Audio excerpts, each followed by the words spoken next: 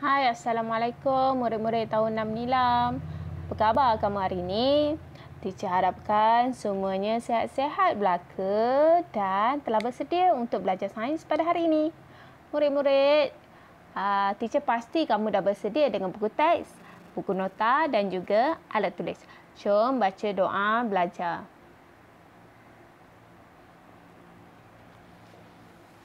Untuk tajuk pada minggu ini, kamu boleh rujuk buku teks muka surat 136.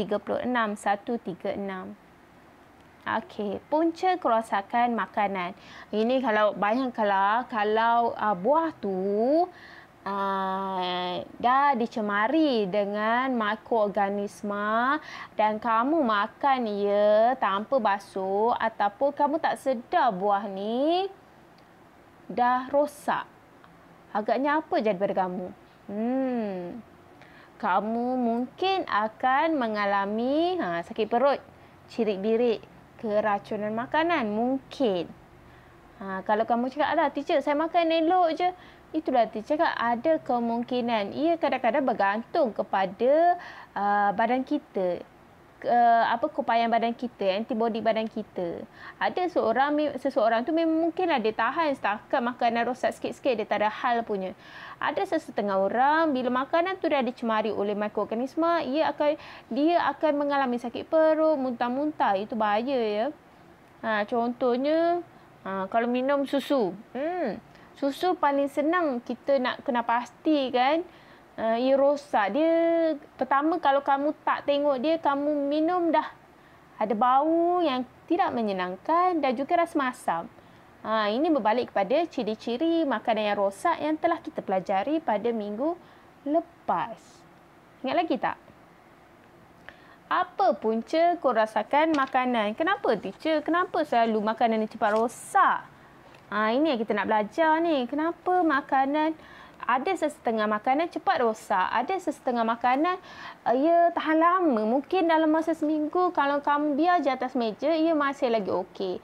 Ada sesetengah makanan sangat cepat. Pagi letak, mungkin malam dah berbau. Kenapa ya? Nanti kita belajar ya. Makanan menjadi rosak akibat tindakan mikroorganisma. Seperti kamu tengok muka surat 136 ni, pukul 7 pagi. Pukul 7 pagi breakfast lah kan, sarapan. Dia kata, cepatlah kita dah lambat. Dah lambat ni, nanti lewat pula kamu ke sekolah. Baiklah ayah, kami sudah pun bersarapan.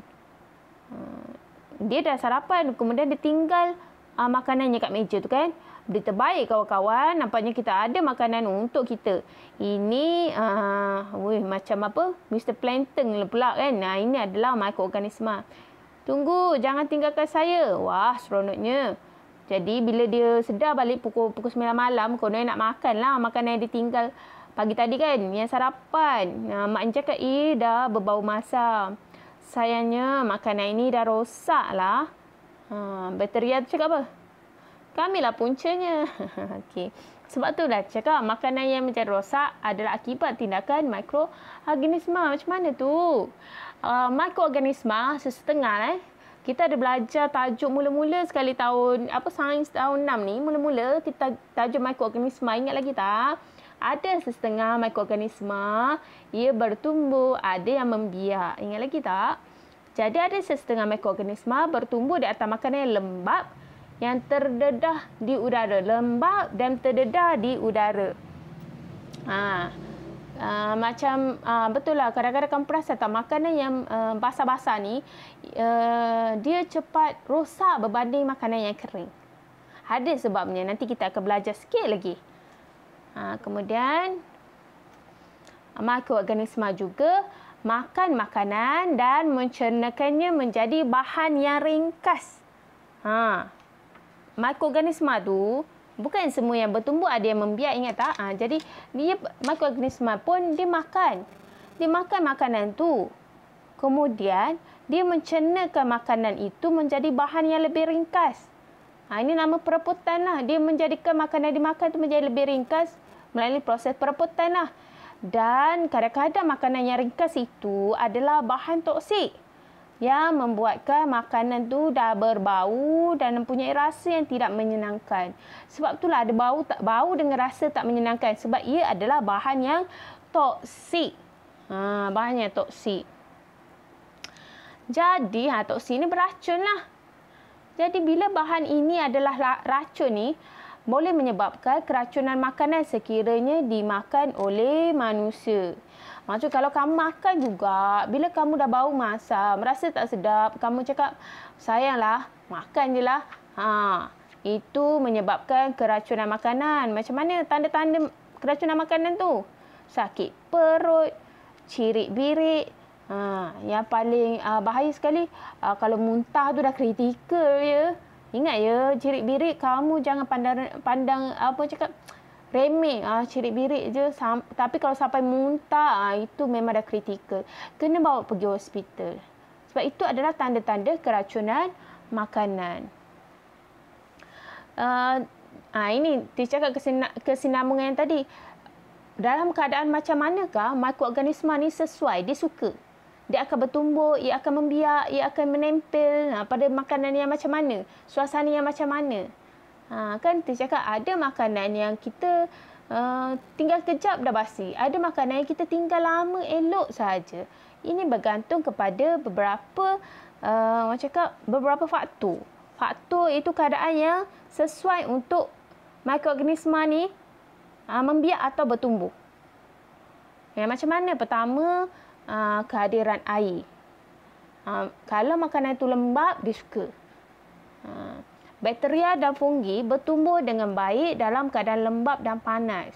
Ini kalau terjadi pada selalu teacher buat eksperimen ni, kita buat tak hari tu? Tak sempat buat ya. Yang kita rencis air pada roti, kemudian kita masuk dalam plastik.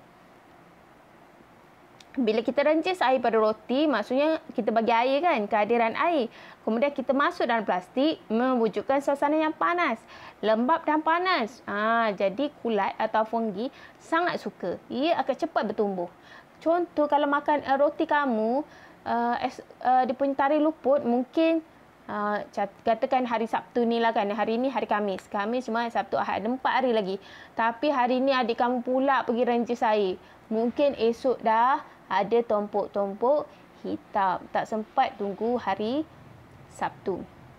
Makanan yang mengandungi air yang tinggi seperti sayur dan buah mudah menjadi busuk. Betul lah kan? Sebab sayur-sayuran, buah-buahan kan tinggi kandungan airnya. Jadi dia mudah busuk berbanding yang lain lah. Tapi kan buah kan cepat rosak kan?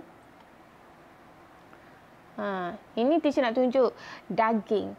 Salah satu sebab kenapa daging kita tak boleh letak kat luar. Daging, ayam, ikan, ia kan lembab kan? Ada kehadiran air kan? Cepat sangat bakteria ada. Ni roti yang dah berkulat. Ni contohlah teacher bagi. Kemudian yang kedua faktornya kehadiran udara. Kita tahu mikroorganisma adalah benda hidup, maka ia memerlukan udara untuk menjalani proses hidup. Okey, kita belajar mikroorganisma adalah benda hidup. Tajuk yang mula-mula sekali kita belajar.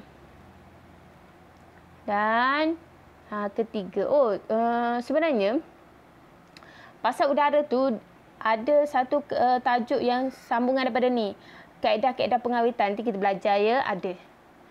Minggu ni teacher tak nak ajar itu sebab kita ada 11 tak silap teacher kaedah tu.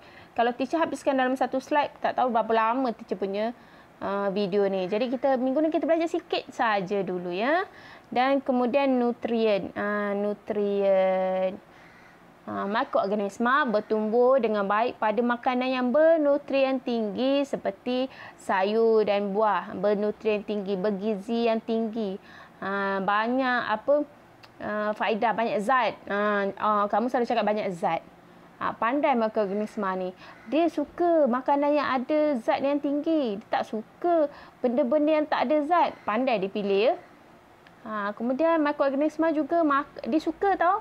Seperti ikan dengan daging. Kan ada nutrien tinggi kan. Jadi dia suka. Cepat itulah makanan yang makan macam ni. Ini yang belum dimasak. Cepat rosak.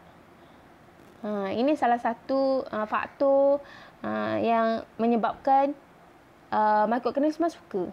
Jangan kata, tak payahlah beli daging ikan lepas ni cepat rosak. Tak, ia bergantung pada, ini kita nak belajar lepas ni, kaedah pengawitan.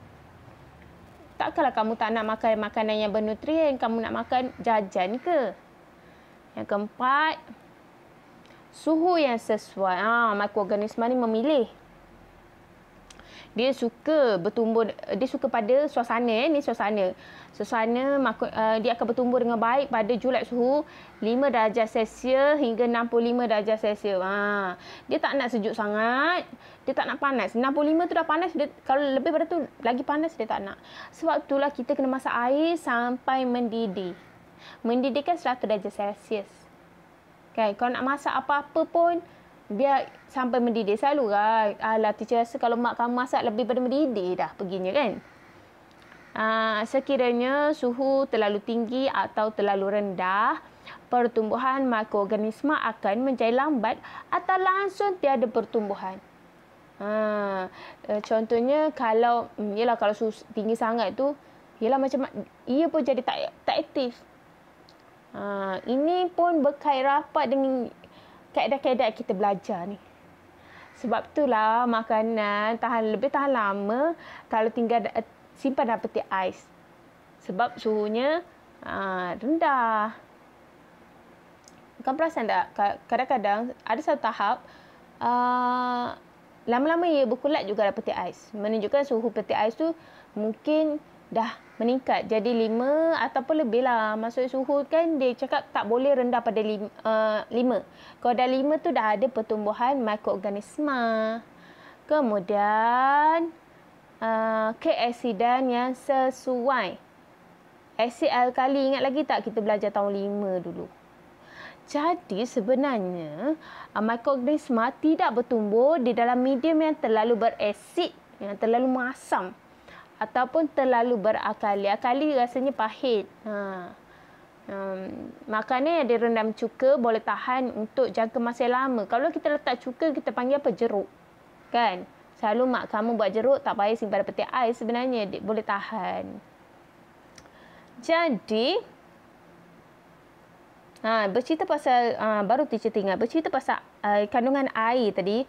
Kalau kamu perasan, kan teacher cakap, makanan seperti buah-buahan dengan sayur mudah rosak, mudah busuk kerana kandungan air yang tinggi. Kamu perasan tak, makanan yang kering ni macam biskut, dia lebih tahan dan tak mudah rosak kan? Yang kering-kering tu. Beras, kan? Jadi, apa yang kamu buat ni nota yang kamu salin. Terpulang sama ada kamu nak salin nota teacher tadi, ada penerangan ataupun kamu nak buat ini. Teacher sebenarnya okey saja kamu nak buat nota ringkas atau nota sendiri. Teacher okey. Janji kamu buat kerja. Teacher tak nak nanti bila buka sekolah kamu jauh sangat tertinggal. Pertama tadi nota punca kerosakan makanan. Yang kedua, nota ni keadaan yang sesuai untuk mikroorganisma bertumbuh. Sama ada kamu nak buat nota teacher boleh. Pertama, kehadiran air. Kedua, kehadiran udara. Ketiga, nutrien. Keempat, suhu yang sesuai.